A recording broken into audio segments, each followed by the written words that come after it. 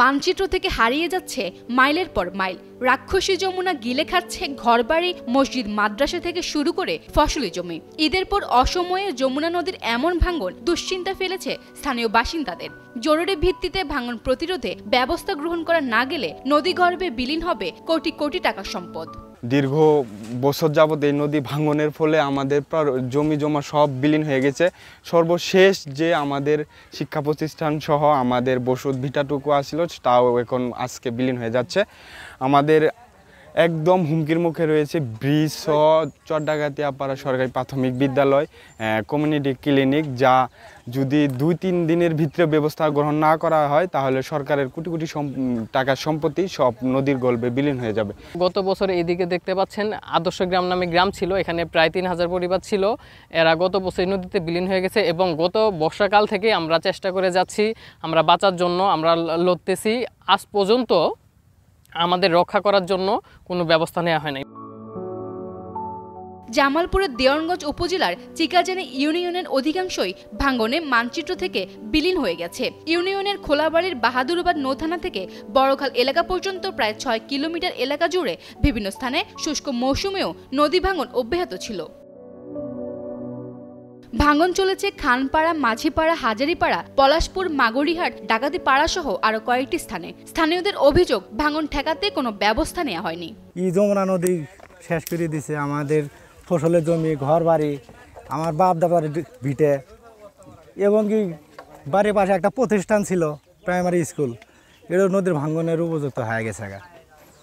এবং 14 বছর সরকার ক্ষমতা থাকে গিয়ে নদীর উদ্যোগ নিয়ে পায় নাই। এবং বর্তমানে যে কি হবো এটা তো বলার মতো না। কোনো সরকার এখনও যদি পদক্ষেপ নেয় তাহলে এই বাড়ি ঘরগুলো রক্ষা করা সম্ভব। আর ইতিপূর্বে সাবেক এমপি মন্ত্রী যারা ছিল তারা কোনো কাজ করে নাই, বিভিন্নভাবে জানানো হয়েছে কিন্তু কেউই পদক্ষেপ গ্রহণ করে নাই। আমি বিনীত অনুরোধ করব আমাদের বর্তমান সরকারের কাছে এবং আমাদের উপজেলা প্রশাসনের কাছে যে আমাদের এই স্কুল এবং এলাকাবাসী, ফসলের জমি সকল কিছু রক্ষা করার জন্যে।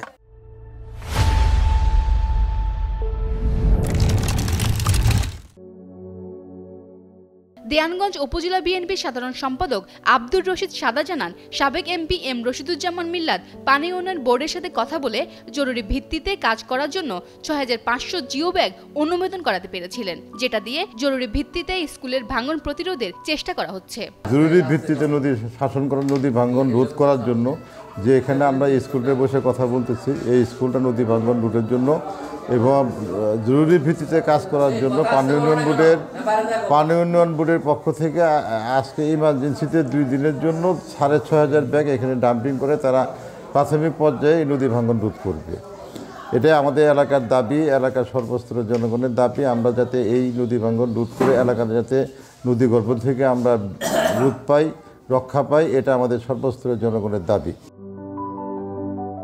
চর ডাকাতিয়াপাড়া সরকারি প্রাথমিক বিদ্যালয় রক্ষার জন্য জিও ব্যাগ ফেলে ডাম্পিং কার্যক্রম শুরু করেছে পানি উন্নয়ন বোর্ড জামালপুর। তবে সাধারণ মানুষ বলছে লোক দেখানো কাজ নয়, টেকসই সমাধান চান তারা।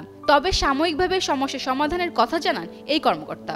আমরা উপজেলা প্রশাসন সহ অন্যান্য যারা প্রতিষ্ঠান পানি উন্নয়ন বোর্ড সহ স্থানীয় লোকজন, জনপ্রতিনিধিবৃন্দ, ওনারাও আন্তরিকভাবে চেষ্টা করে যাচ্ছেন যেন আমরা সম্মিলিতভাবে এই এলাকার নদী ভাঙনটা রোধ করতে পারি এবং এই এলাকার দুর্ভোগে যারা শিকার হয়েছে তাদের কষ্টের লাঘবে যেন আমরা প্রচেষ্টা করি। দেওয়ানগঞ্জ উপজেলা নির্বাহী কর্মকর্তা মোহাম্মদ আতাউর রহমান জানান, পানি উন্নয়ন বোর্ডের পক্ষ থেকে কিছু পদক্ষেপ গ্রহণ করা হয়েছে। যাদের বাড়িঘর ভেঙে গেছে তাদের খাস জমি দেওয়ার ব্যবস্থা করা হবে। জামালপুর থেকে তারেক মাহমুদের পাঠানো তথ্যচিত্রে ডেস্ক রিপোর্ট, কালের কণ্ঠ।